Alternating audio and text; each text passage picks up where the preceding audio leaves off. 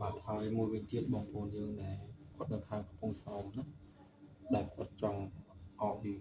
ខាងក្រុមហ៊ុនរបស់យើងខ្ញុំជួយលក់ជូនណាដែលគាត់មានបំណងចង់លក់ផ្ទះឲ្យឆាប់ដាច់ណា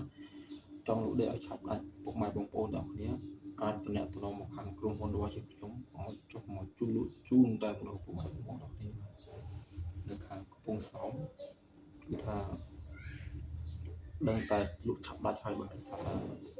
ទីតាំងគឺល្អពុកម៉ែបងប្អូនទាំងគ្នាបាទគឺថានៅចិត្តសមុទ្រអញ្ចឹងណាពុកម៉ែបងប្អូនទាំងគ្នាបាទអញ្ចឹងហើយបងប្អូនដែលមានដីមានផ្ទះឬ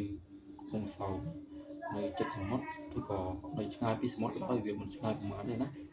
បើសិនជាពុកម៉ែបងប្អូនទាំងគ្នាចង់ឲ្យក្រុមហ៊ុនរបស់យើងខ្ញុំ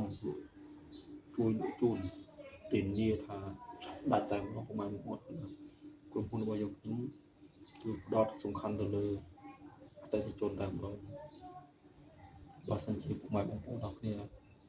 ត្រូវការលក់ដីលក់ផ្ទះកុំភ្លេចខាងក្រុមហ៊ុនអាចចុះអាប្រក K01 ពុកម៉ែបងប្អូនទាំងគ្នាគឺចុះទៅជួយលក់ជូនពុកម៉ែបងប្អូនទៀតទាំងឲ្យឆាប់ដាច់តែម្ដងបាទហើយកុំភ្លេចតាក់ទងតាមរយៈលេខទូរស័ព្ទ086 35 61 និងមួយខ្សែទៀត097 73 40 406លេខទាំងពីរខ្សែនេះគឺថា